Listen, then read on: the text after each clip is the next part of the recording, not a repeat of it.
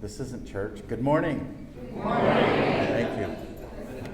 My name is Victor Torres. It'll be my privilege to serve as your officiant for these proceedings.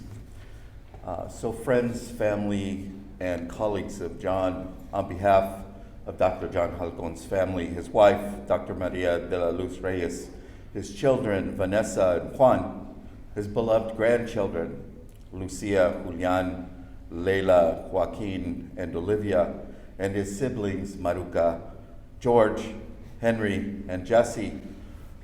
It's my privilege to welcome all of you to today's celebration of life and to thank you all for your attendance here today to honor Dr. Halcon. As a reminder, please silence your cell phones. On behalf of my colleagues on the Superior Court of the State of California, permit me to offer our sincere condolences to the family of Dr. John Halcon. I'd like to take a brief opportunity to share some thoughts about our friend, Dr. John.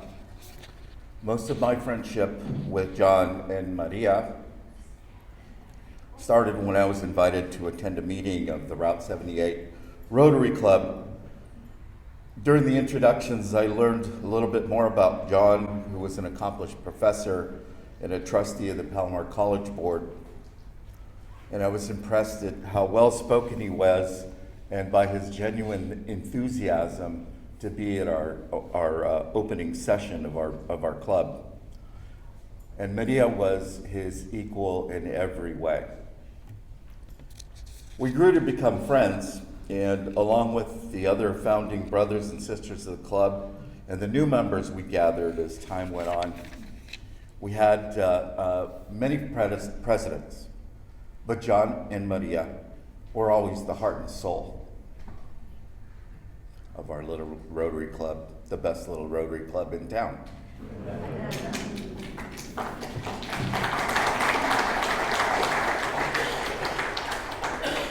And I'll briefly share my fondest memory of John.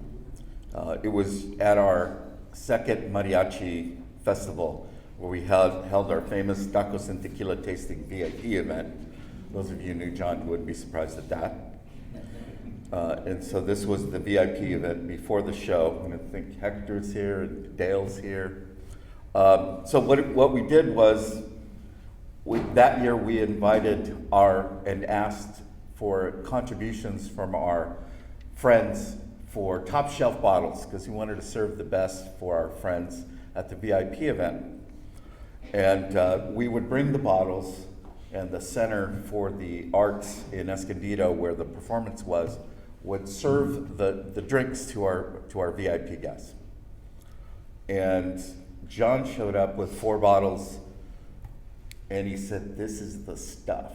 I got these from my friend who's got a tequileria in Jalisco, and this is his private reserve." And I think Hector and Dale, remember, we all went, "Ooh." And so we brought him up to the bar, and the staff looked at him, and there were no tax stamps on them and no seals.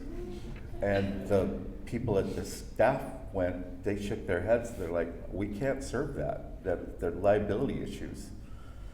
And a little puzzled, John tried to argue with them, and they said, "No, we can't do it." So Hector, Dale, and John and I, we kind of huddled at the corner, and John made the Solomonic and wise decision at that moment. He looked at all 4 of us and said, "All right, you take a bottle, and you take a bottle, and you take a bottle." And then he said, "And we'll serve them at our after party for the rest of our club members." And we all went, "Okay." And frankly, I don't recall ever tasting one of those bottles at our parties. But let me tell you, that tequila was so smooth.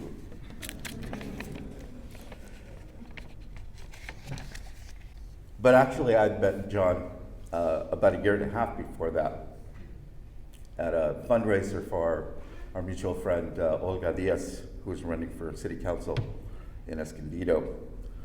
And it was at an Applebee's, and I noticed a man that I didn't know sitting by himself, and I walked up and started chatting with him. And as you know, John was the kind of guy that would say hi to almost anybody and quickly started up a conversation. And I learned that, like me, he was a U.S. Air Force veteran. And so we shared a few stories about our Air Force adventures. You know, John's in real life combat in Vietnam. Mine, saving Joshua trees from communism in the Mojave Desert. And although he was originally from Salinas, John shared that he grew up in Westmoreland. And that's for those of you who don't know Westmoreland, it's a small, and I mean small, farming community out in the Imperial Valley. It's where he grew up. And my family was from Calexico, and my wife, Luisa, grew up in Borrego Springs, so I knew it well enough. And in fact, when Luisa learned that he was from Westmoreland, she and John always spent time talking about their Westmoreland days and all the people they knew in common who lived there, which of course is about 10.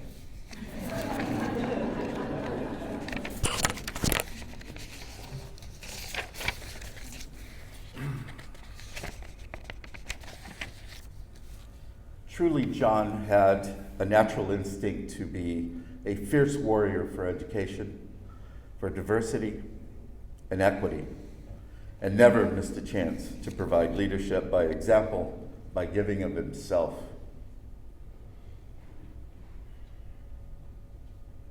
Not just to help those around him, but his entire community.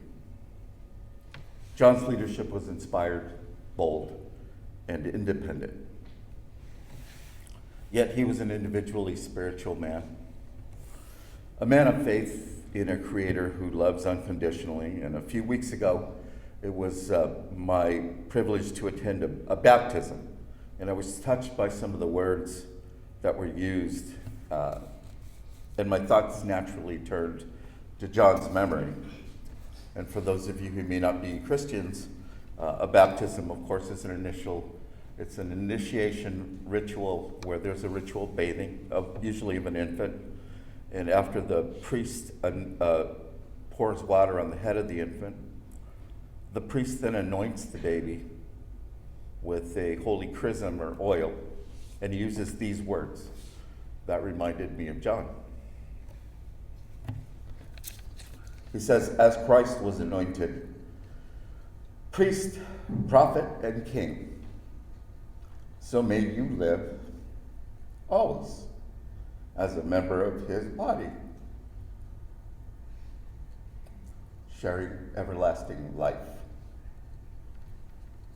And I thought, what a fitting reminder of the sublime dignity that our friend John lived his life. Priest, prophet, and king to his family, to his friends, and to his community.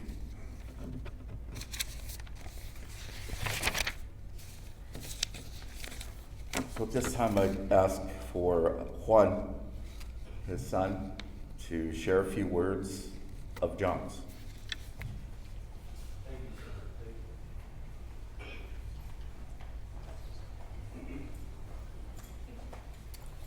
Thank you very much. This is an autobiographical essay that my dad wrote. So this is him in his own words. My name is John Halcon, hijo de José Saavedra Halcon y Lucila Fuentes Halcon. I was born in Salinas, California, but raised in the Imperial Valley in a little town called Westmoreland. I grew up working in the fields, picking sugar beets, hoeing cotton, and swamping watermelons. I picked tomatoes and hoed lettuce fields. When I got my driver's license, I started driving a truck. My parents were my role models. My mother was the toughest woman I've ever known in that she wouldn't take crap from anybody, including my dad. Yet from her, I learned kindness, to respect others, and to behave in a manner that would make her proud. Para ella, ser bien educado era más importante que tener buena educación. My mother taught me to iron, sew, cook, make tortillas, and clean house. She taught me to always give when someone asks, because no matter how bad off we were financially, there was always someone worse off. To this day, I can't drive by a person on a corner who's asking for money. I always give what I can. My mother also taught me to stand up if I thought I was right and to apologize if I was wrong. My father, on the other hand, was very tough. He had been a professional boxer in his youth. He was a World War II veteran, a member of the Mexican-American generation, as these Latino men are known in Chicano studies. My father fought throughout Europe, beginning with D-Day when he entered France and fought his way through Europe, until Germany surrendered 4 years later. He learned to speak German and to love German people. I grew up eating sausages, weenies, sauerkraut, and sardines from a can. My father taught me to work hard, to be proud of who I am. He taught me to support my family, to be an honorable man, and to stand up for my beliefs. I was always school smart. Street smart, not so much. I always knew I would go to college, although I had no idea what college was. Now I hold an AA degree, a BA, an MA, and a Ph.D. As a Chicano Latino male with a Ph.D., I am among an elite group of 0.5% who earned a Ph.D. Back in elementary school, I got in trouble when I challenged the school principal for punishing 2 Mexican boys who were fighting. He didn't punish them because they were fighting, but because they were cursing each other in Spanish. At that time, I was the school's interpreter because I was fluent in both English and Spanish. I like to say that in elementary school, I spent more time in the principal's office than I did in the classroom. When I challenged him for punishing those students, he told me to speak English or go back where I came from. Of course, I said no. I argued that he wasn't being fair to me or to the boys who were fighting. Besides, where would I go? I was born here. I'm 3rd generation American. Then I told him I would quit being as an interpreter. He got so angry he made me and the boys who were fighting stand up against the chain link fence that separated the school from the playground. Soon we were joined on the fence by 15 to 18 other kids who learned what had happened. It was a hot day, over 90 degrees by 10 a.m. By the time our parents arrived, it was over 100 degrees. From that day forward, I learned to stand up for what is right. I am a veteran. I left school and home at age 19. I joined the Air Force in the middle of the Vietnam War. As the eldest son, I was expected to serve my country because my father had done so. I was also taught that it was important, that military tradition ended with me, though I must say, I was among 6 first cousins who also served during Vietnam. I served honorably for 4 years, including 1 year in Southeast Asia. When I left the military, my choices were clear to me: stay in the service, go back home, or go to college. I chose college. I attended college for 12 consecutive years after I left the service. I got married, had 2 children, got divorced, and remarried in that time. I met my present wife, Dr. Maria de la Luz Reyes, in graduate school. This August, we celebrate our 33rd wedding anniversary, though we've been together 38 years. I was attracted to Maria early on, not only because she was beautiful and smarter than me, because she was like my mom. She doesn't take bullshit from anyone, including me. I'm still her biggest fan, and she is mine. In my career, I have published and co-published with Maria multiple articles that have been very well received in academic circles. I've been tenured at 3 universities, and I believe I'm well respected in my academic field. Presently, I teach at CSU San Marcos. I've been there for 13 years after 12 years in Colorado, 2 years in Monterey Bay, 3 years in Bakersfield, and 3 years at California Lutheran University. I've won many awards, including a Jimmy and Rosalind Carter Award for my work with foster children. Today, as most of you know, I travel a lot for my job. I have been secretary in the California Faculty Association for 10 years now. I should have bought a condo in Sacramento since I was there so often. I'm a liaison from CFA to the California Teachers Association, and I am vice president of the California chapter of the American Association of University Professors. 2 years ago, I was elected to the Board of Trustees at Palomar College, a job I am really enjoying. Earlier this year, I was invited to be a board member of Encuentros Leadership, a program that works with middle and high school Latino boys to keep them in school, graduate, and to transfer to college. From my parents, I learned to work hard, to be compassionate, to give of what I have, and to help others. So being a member of Rotary 78 was natural for me. From my many years in school, I learned that even though I was smart, I was never the smartest. Education isn't about being smart, it's about working hard. I've known many people in my life who were very smart, pero Dios mío, también son bien pendejos. Education is about persistence. In the long run, I would learn that education isn't about what you learn, but how you apply it to help others. Education is not about you, it's about your family and your community. I stand before you this morning, my soul somewhat bare, hoping that you've learned something about me that helps you understand where I came from, who I have been, and what I do. Gracias.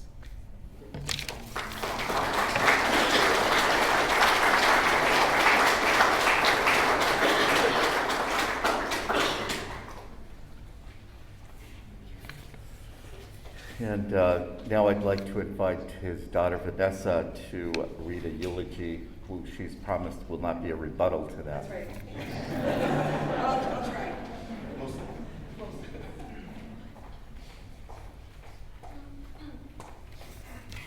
I'm glad I wore heels now. Sort of. Yeah. Good morning, everybody.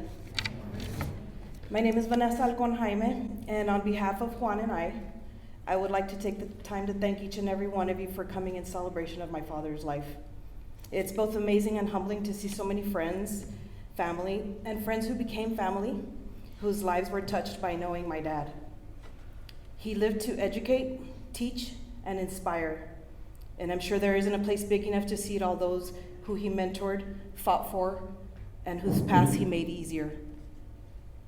You heard earlier about his groundbreaking, trailblazing, and even rebellious times, but I am here to talk to you more about the man who was my father. My dad always used to talk about life being about making decisions, both the good ones and the bad ones. It's pretty evident that my dad made really good decisions.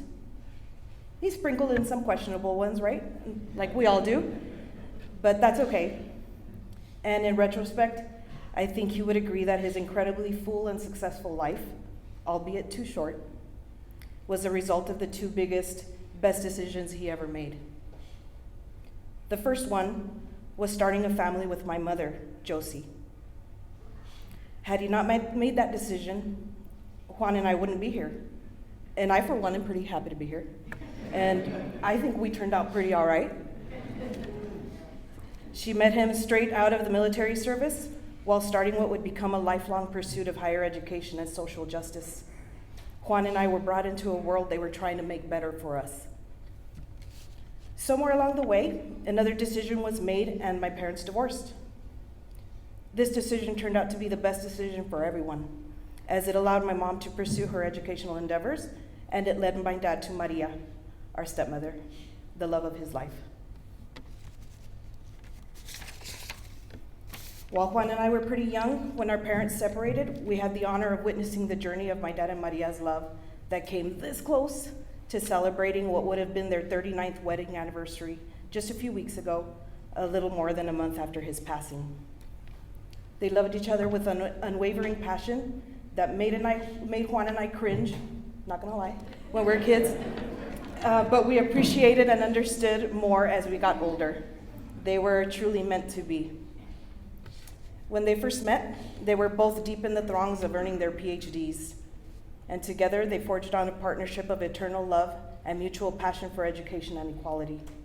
Together they became educational royalty, incredible role models, and true pioneers. My dad was incredibly smart, funny, and tough all at the same time.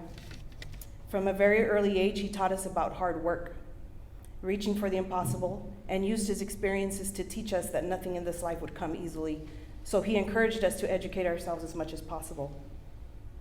He talked to us about the importance of attaining independence, fighting for what's right, and often used stories from his childhood to impart such wisdom. Like the one about starting school in Brawley, how he and his brothers got into fights with the bullies to establish that they themselves would not be bullied. So you're gonna beat him to the punch, right? As the oldest brother, he was a staunch protector of all of his siblings, George, Henry, Titi, Jesse, and most protective of his only sister, Maruca. He was a legend and a hero to us very early on. Every time I saw a picture or drawing of Che Guevara, I thought it was him. I still do. My brother even dressed up as my dad for Halloween one year.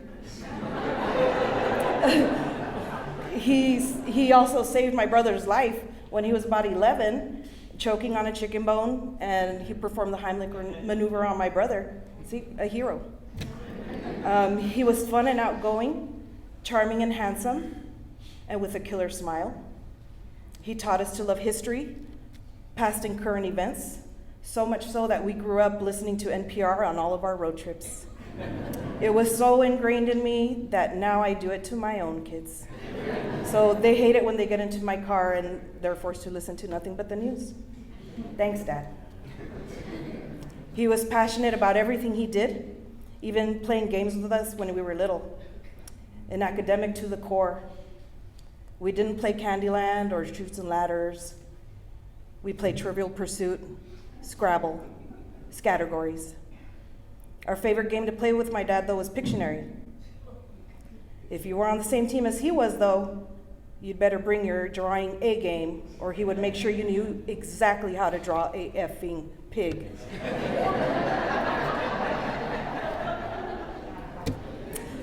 He was an avid history buff, a lover of all kinds of music, and he loved to impart his wisdom on anyone who would listen. About life, history, financial stability, and academics. He was particularly proud of being a beer snob. A connoisseur. Beer was what he shared with all of his favorite people. He had academic friends and beer friends. And those lines very frequently overlapped, and I'm sure many of them are here now. Beer with Juan and my husband Steven, his compa Donaldo, Bob in England, and Greg and Mark were his favorite pastimes. He was proud of his beer can collection and brewery t-shirt collection that he so proudly displayed in every home that he lived in. He could tell you all about every can and every t-shirt, its history, where it came from, what year it was. It was quite impressive. He beamed with the most pride, though, when talking about his grandchildren, Layla, Lucia, Joaquin, Julian, and Olivia. Layla got to know him much better than the others, though, because she was the first, and therefore the oldest. They indeed had a special bond, one that I know Layla will carry with her for the rest of her life, something I'm very grateful for. We looked up to him, but knew somehow we would never be as smart, clever, and charming as he was. Nobody will ever be.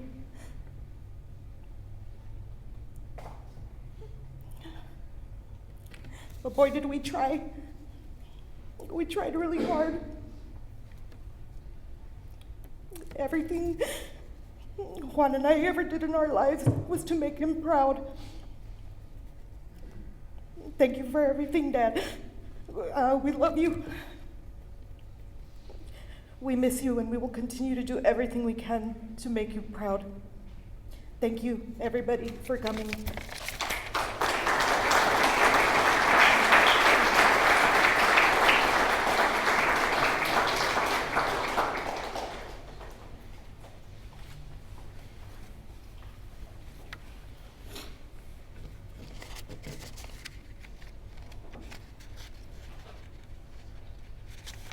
One of the readings that was selected by John that Maria has asked me to read is from Psalms, the book of Psalms, verses 1 through 6. The Lord is my shepherd. There is nothing I lack. In green pastures you let me graze. To safe waters you lead me. You restore my strength. You guide me along the right path for the sake of your name. Even when I walk through a dark valley, I fear no harm, for you are at my side. Your rod and staff give me courage. You set a table before me as my enemies watch. You anoint my head with oil. My cup overflows. Only goodness and love will follow me all the days of my life. I will dwell in the house of the Lord for years to come.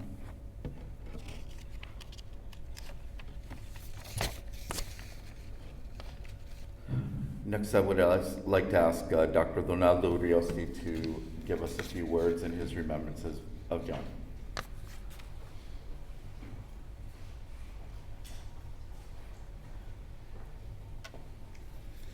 Buenos días. Hi. Most of you knew him as John, Dr. Halcon, Professor Halcon, Dad, Uncle, Brother, etc. I knew him as Compa. I first met John at UC Santa Barbara in the fall of 1979 when my other compa, Francisco Lomelí, introduced me to him. 3 years later, in the spring of 1982, when seeking a teaching position, I contacted again my old friend Francisco Lomelí at UCSB to see if he was aware of any position in Spanish and or Chicano literature in the southwest United States. He suggested I contact Dr. John Halcon, now a professor at California Lutheran College in Thousand Oaks, California.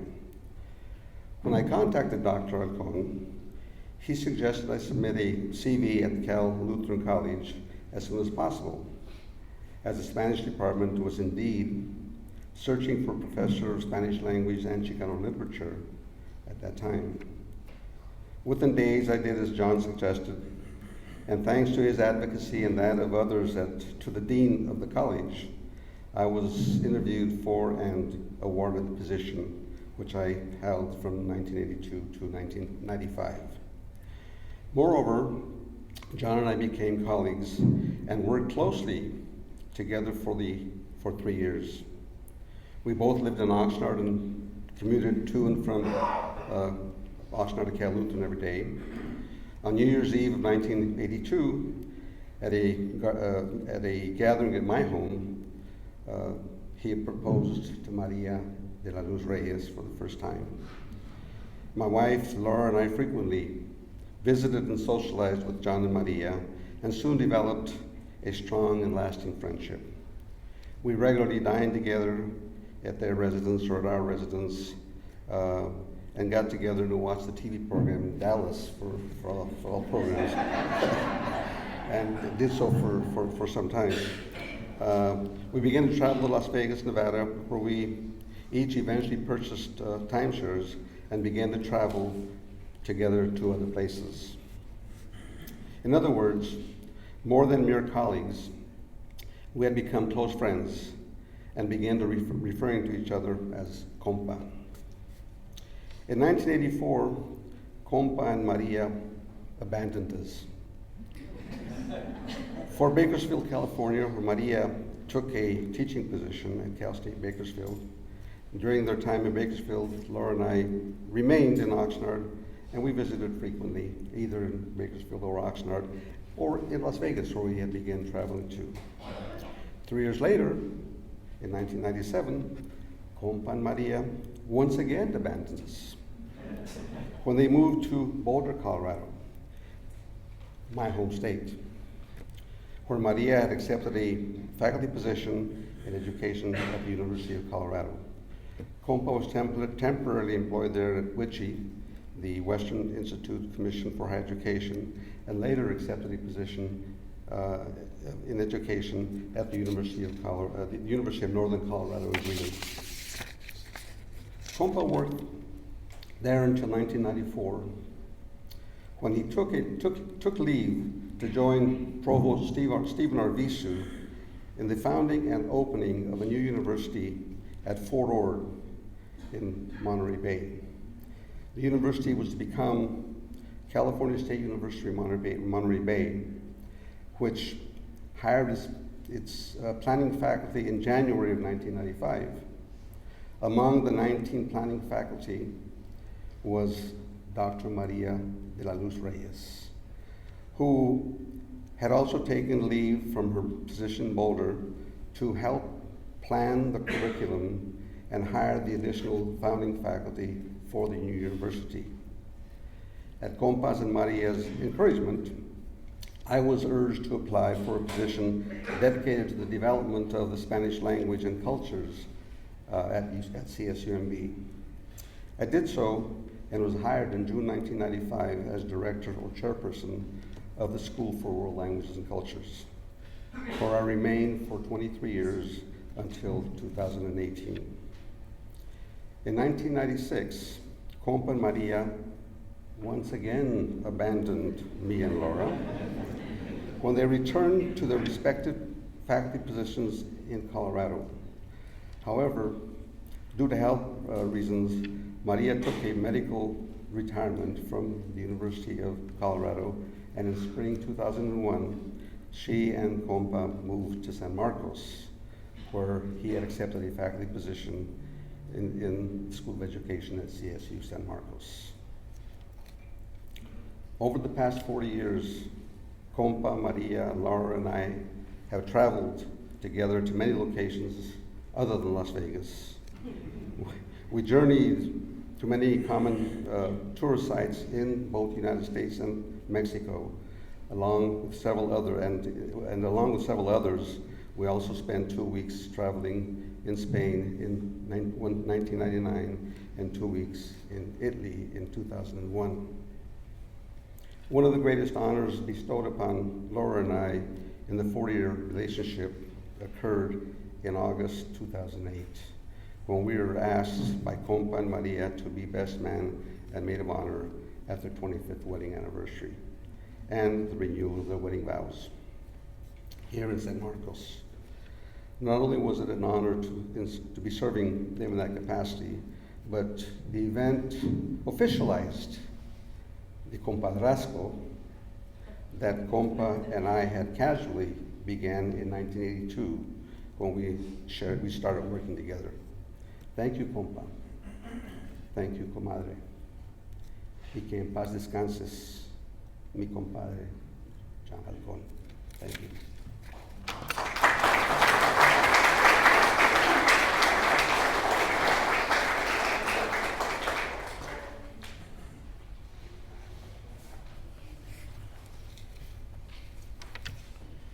Thank you for those thoughts, Dr. Urioste. Next is a reading by our Rotary friend, Ashley Anella.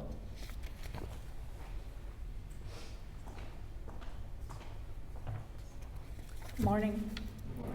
I'm going to do a reading from 1 Corinthians, chapter 13, verses 1 through 6. If I speak in human and angelic tongues, but do not have love, I am a resounding gong or a clashing cymbal. And if I have the gift of prophecy and comprehend all mysteries and all knowledge, if I have all faith so as to move mountains, but do not have love, I have nothing. If I give away everything I own, and if I hand my body over so that I may boast, but do not have love, I gain nothing. Love is patient, love is kind, love is not jealous, not pompous, it is not inflated. It is not rude, it does not seek its own interests. It is not quick-tempered, it does not brood over injury. It does not rejoice over wrongdoing, but rejoices with the truth. Thank you.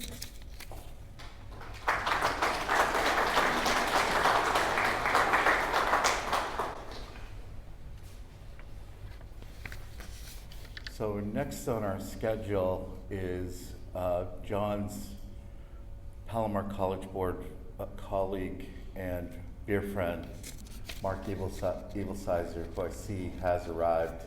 but I'm going to have to mark him tardy. John.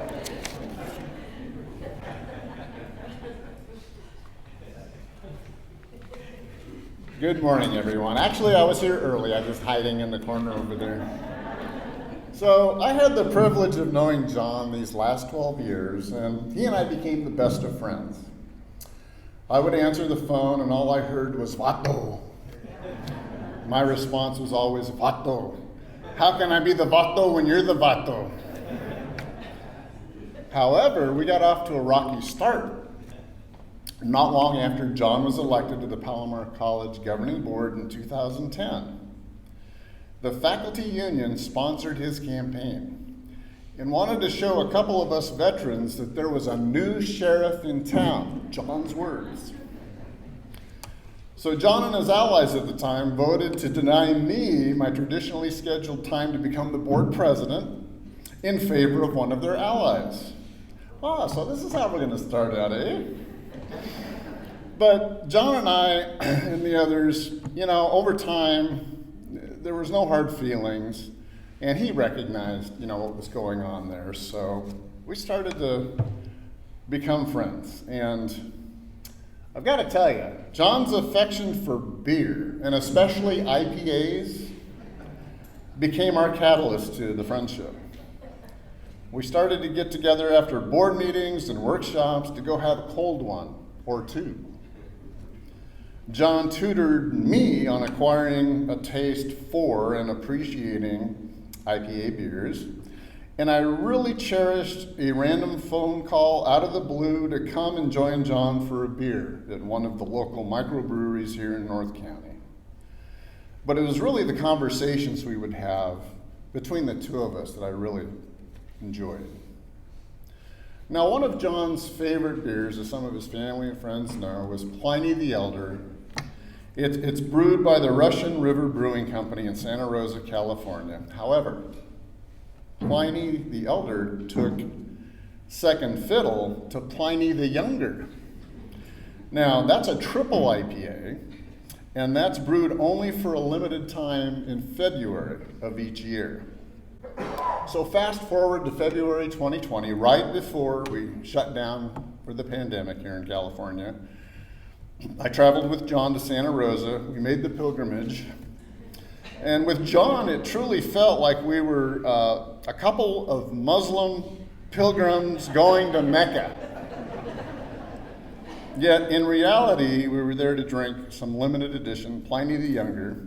Now, we stood in line for 4 hours to drink 3 10-ounce little tiny glasses of Pliny the Younger. They limited you to that. But John was like a little kid in the candy store. Man, he couldn't have gotten any better than that. He was so happy. Now, John had his faults, and I hope not to offend anybody here. One of them was not having the best sense and command of scheduling and remembering key events, like governing board meetings at Palomar College or Encuentros board meetings. Another of his talents was showing up on the wrong day for a bi-weekly gathering of the Old Guys Beer Drinking Club. I know Greg and Mike and some of the others can attest to that.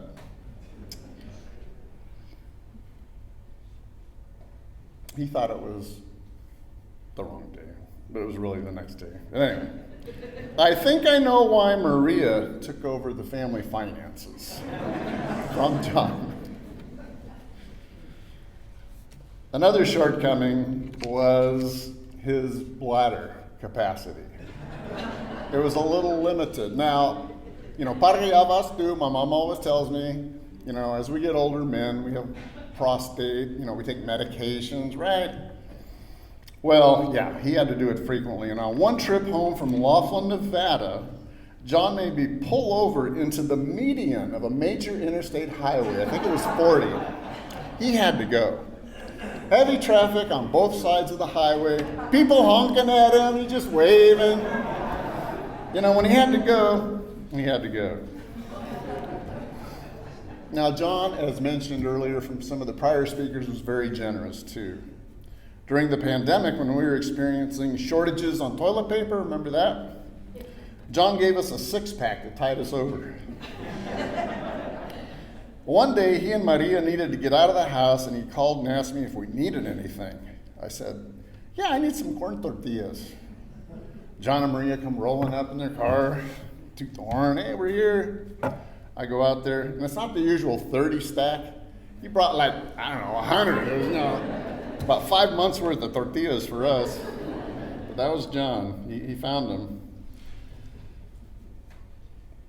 He was the first individual to write a check for my 2018 re-election campaign at Palomar College. And as a true testament to what was said earlier on a trip to Palos Verdes, John did see a woman on the exit ramp with a sign reading that she needed help. So John, he just asked me to roll down the window, and he handed her a $20 bill. And I think that was what his, values were, as taught to him by his mom, for sure. He worked with his Rotary Club, the 78 Club, each year to raise money for college scholarships, and was always selling us tickets to attend the annual Mariachi Festival. At Palomar, John advocated strongly for students of underrepresented groups, and he also promoted diversity and equity within our employee groups as well. As a lifelong educator, John always encouraged youth to pursue their higher education. John was also a proud Air Force veteran and shared some of his experiences during the Vietnam War with me. He was stationed in Utapao, Thailand at a B-52 air base, and he was trained as a dog handler. And there were some great stories about that experience, but I've only got 5 minutes up here, so I can't share them. John liked nice clothing.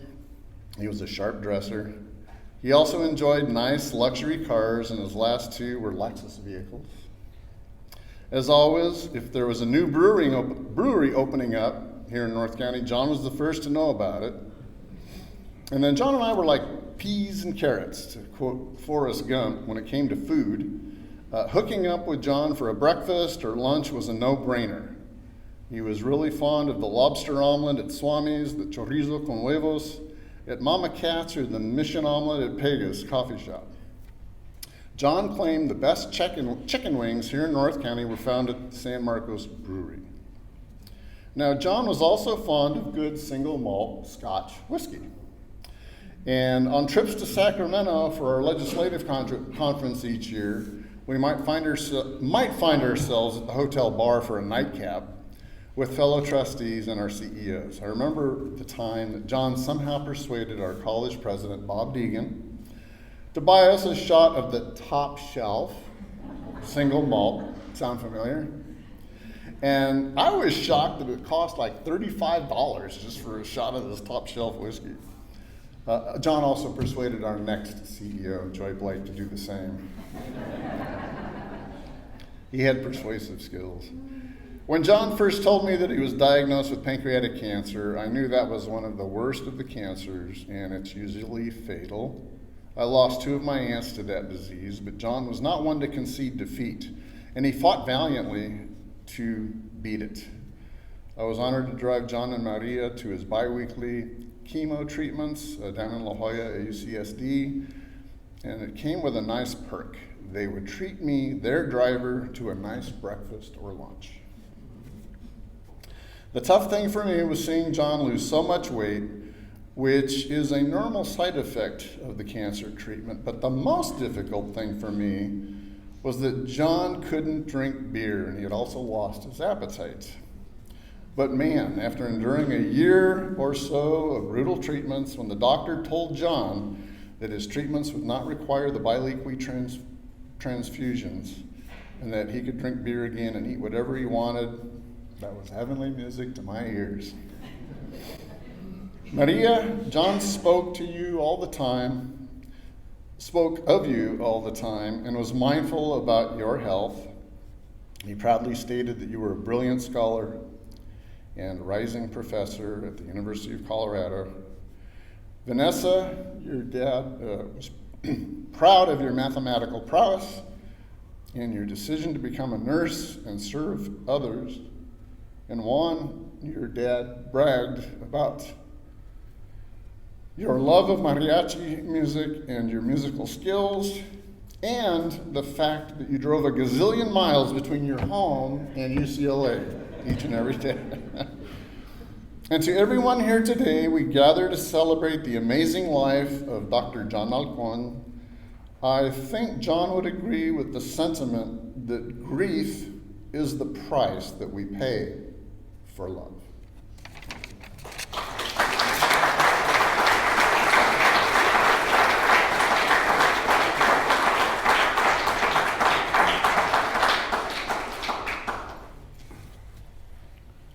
Thank you for those words, Mark. And no one ever showed up in my courtroom late to say and didn't say I was here early.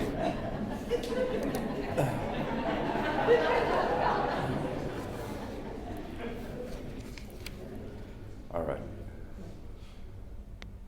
Next is Juan, who's going to sing Ave Maria for us. Take your tissues out now. Thank you.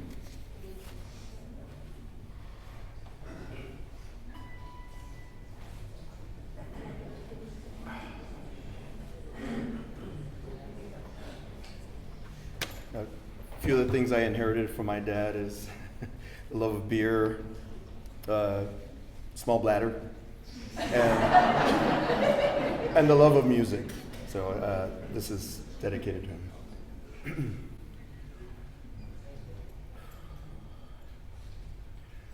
Ave Maria,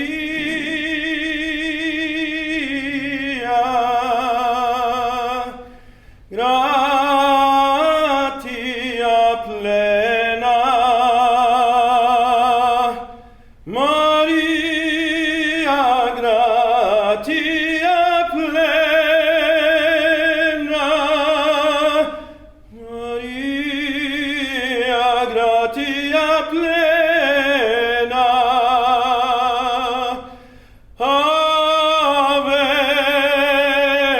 Ave Dominus tecum, benedicta tu in mulieribus, et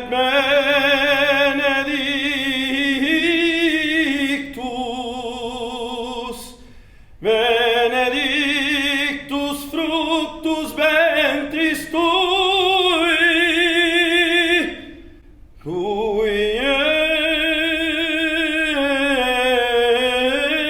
Iesu.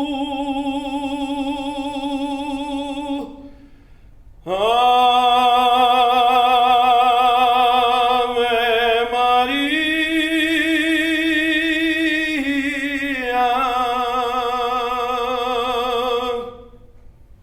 Thank you. Love you guys.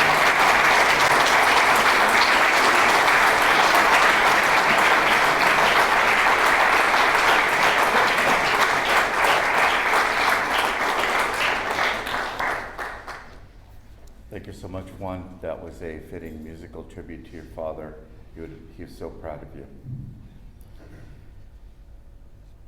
For the next 6 minutes, we're going to have a video presentation by Greg Armstrong. So.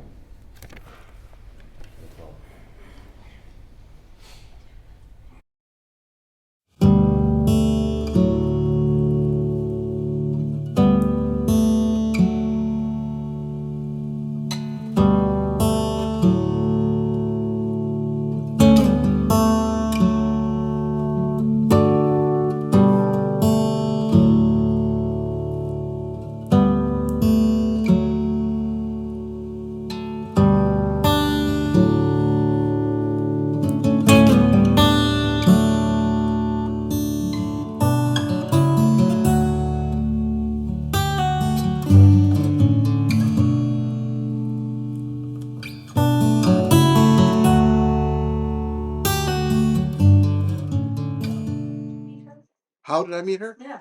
She was a graduate student in Santa Barbara. I happened to be the one that I had met her boss in of all places, Ypsilanti, Michigan. at a conference where I presented my first professional paper.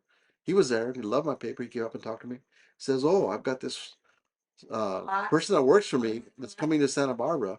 I want you to take care of her for me." He said, "Oh, sure."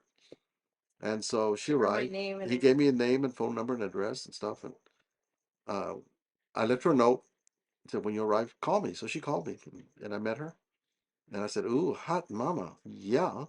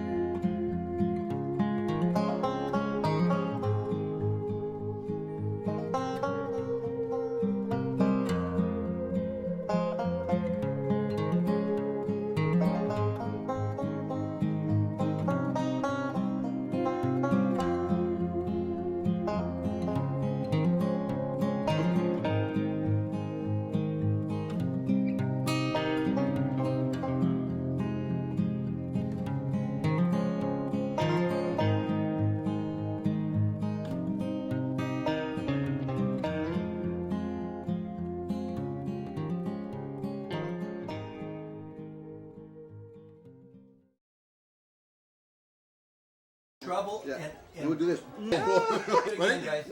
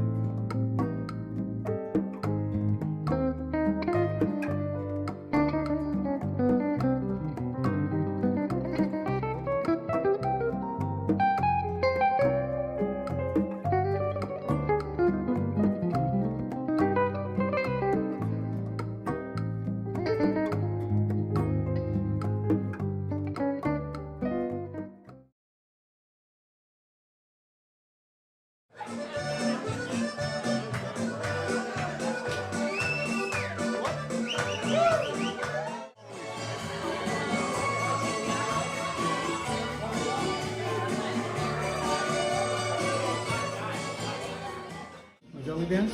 How about we song and dance?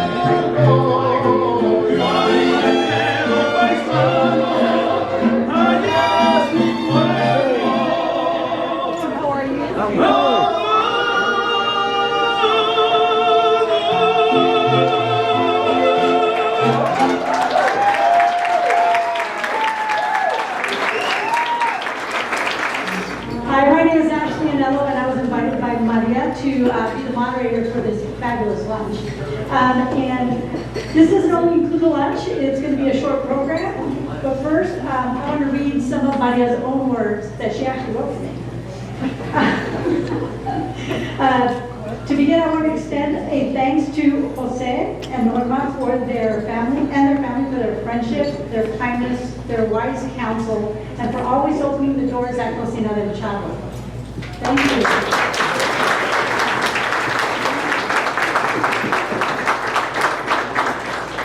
Family and friends, thank you all for being here today. Some of you may know that John and I were together for 43 years and married for 39 years this past August 27th. We share love for our families. We share each other's professional careers in community service, political activism, and friendships. He was the light of my life, so his passing left me shattered. When you share the same oxygen with someone for such a long time, it's difficult to breathe without them. I will love John forever and miss him, but I know that time will ease the pain and that cherished memories will dull the big ache in my heart.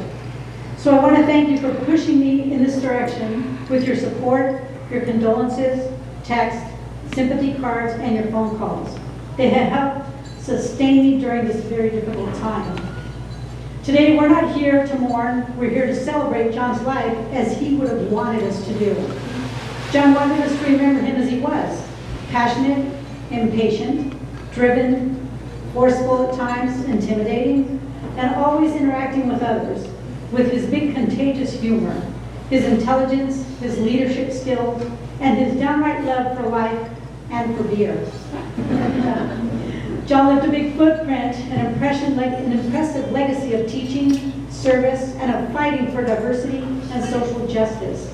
He touched the many lives, many people, including the lives of most of you that are actually here today. So today, let's focus on that. Let's cherish our collective memories of John. This is his request.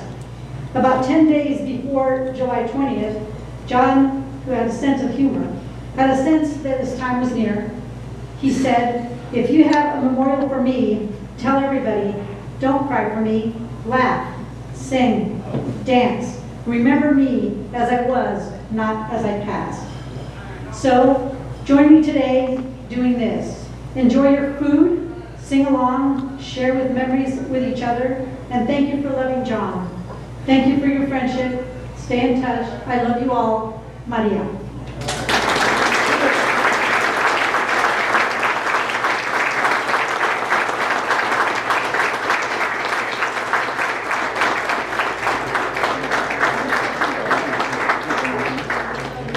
Thank you, everybody. I just want to share one of my favorite memories of John. During toilet paper shortage season, he called me and he said, "Hey, Ashley, do you have any toilet paper?" And I said, "Of course I do. You know, we have a big family. I'm the stockpile of toilet paper for these people." And he said, "Do you think you can drop some over at my house?" And I'm like, "Sure." He goes, "I'll pay you with tequila." So I arrive at the house, and behind closed doors, he's kind of peeking out, and there is a bottle of tequila sitting there that was replaced with his roll of toilet paper. And then he calls me and he says, "Sorry, it was only a half bottle. That was all I could really spare right now." Some of my first exposure to mariachi was through these long road trips that we would take with Maria and my dad and my sister, and they play all kinds of music. We were exposed to all kinds of stuff. And one of the big ones was mariachi, especially the songs of Jose Alfredo Jimenez. And this is, he's a giant, and this is probably his most famous song. So please feel to join in singing, at least in the chorus.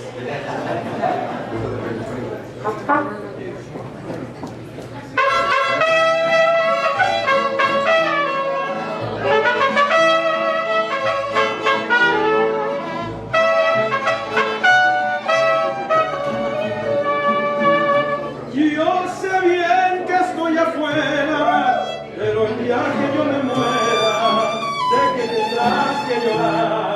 Llorar y llorar, llorar y llorar. Dirás que no me quisiste, pero vas a estar muy triste y así te me vas a quedar.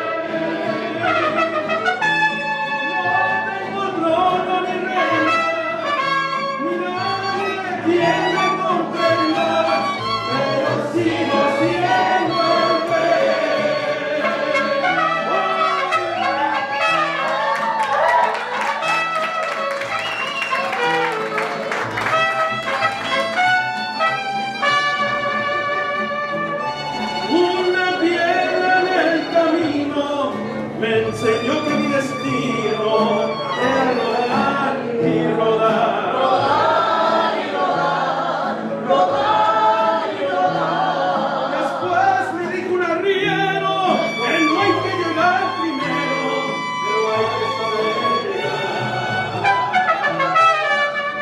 Con dinero y sin dinero, yo hago siempre lo que quiero.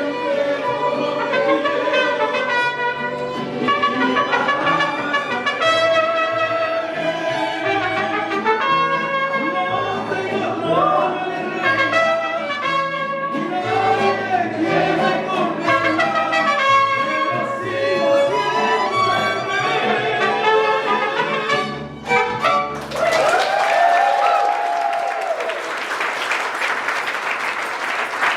Esta va a ser la despedida. For this one, this will be our last song. So you guys can enjoy your lunch.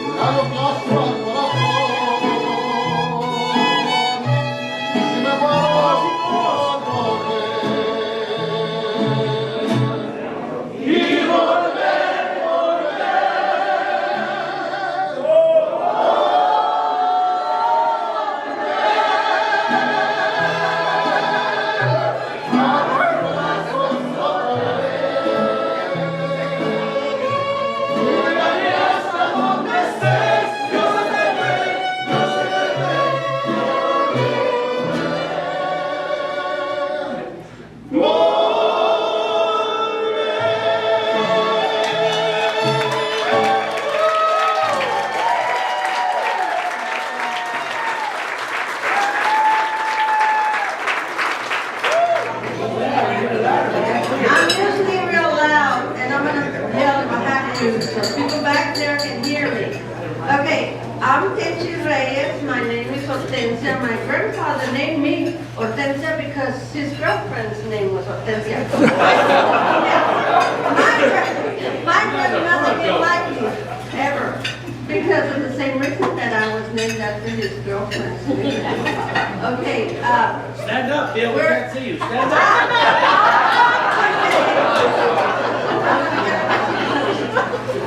Do you want me to get you a chair to stand on? I'm one of the outlaws. And the reason that we're called outlaws is because at the very beginning, when John and I and the others were together, we were in the family, but they always would say, oh, we're the in-laws. And I said, okay.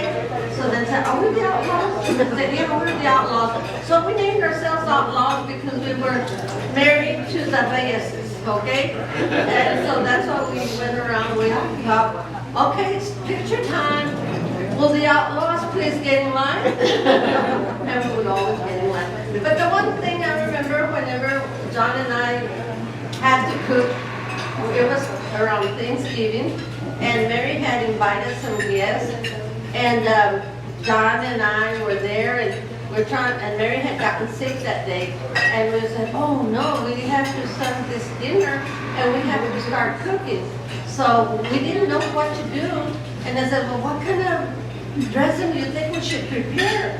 And then we said, well, I don't know. So we got a hold of a basket that she had there, and it had nuts of all sorts. Well, then he opened up an oyster can, and we put it in there, and we broke up some different things, you know. We were just messing around. And when we started serving the next day, that dressing, everybody kept saying, where are those little beads? And they were piñon nuts. They had actually not melted within the meal, and we hadn't mashed them. So we called our red dish, we called it oysters and pearls. Okay, one thing about it is we don't remember the recipe. We knew everything we could think of, and we never figured out what the name, what the recipe was. But I think tell you one thing, we could sell it now. We could make money. That was another thing, but besides those two things, those are two things that come to my mind whenever being called outlaws. There's not too many of us left, but we'll enjoy each other as long as we're around. Thank you.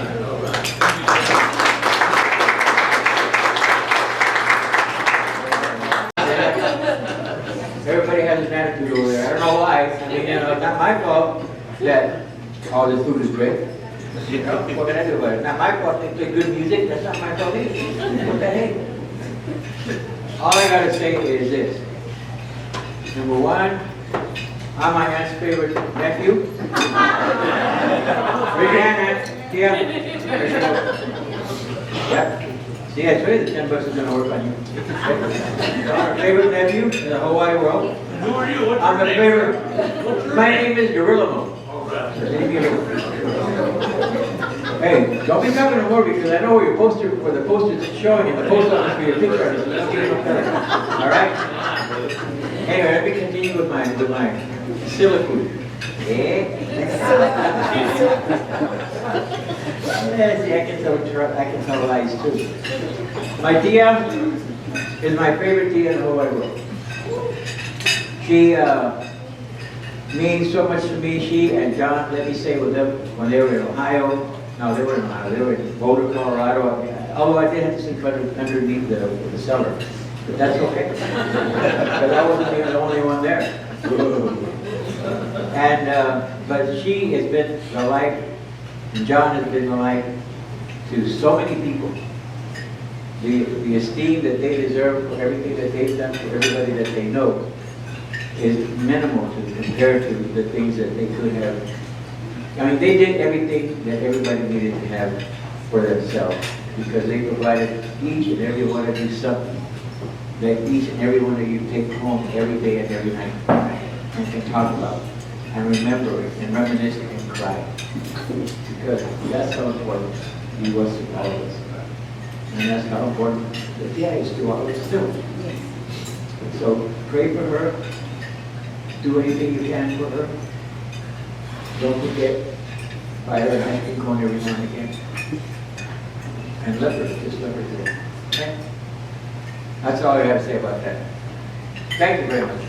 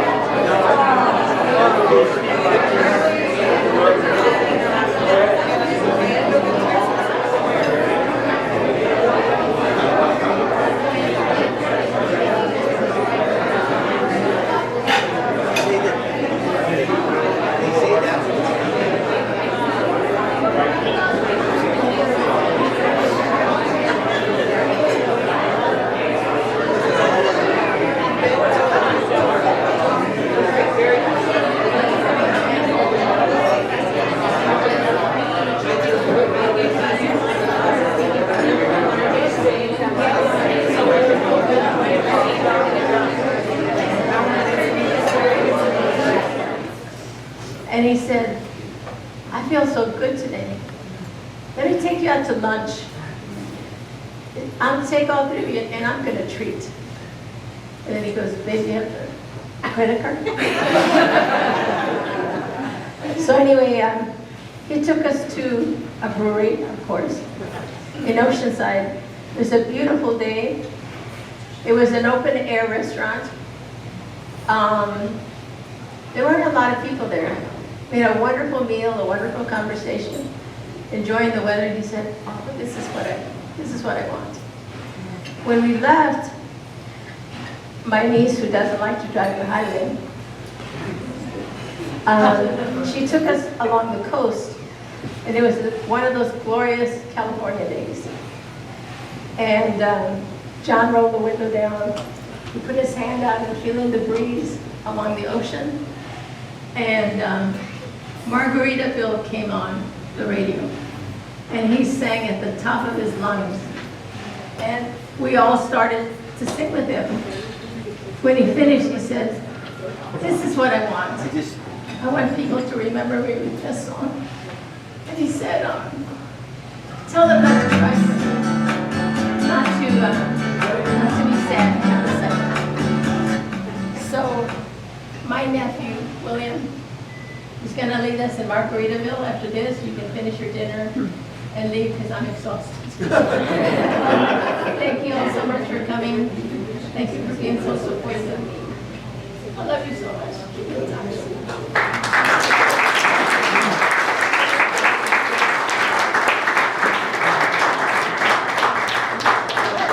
Wait, hold on.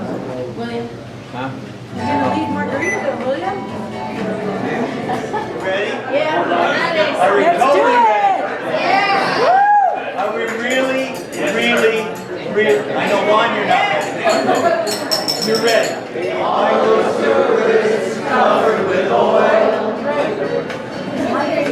The mic's not working.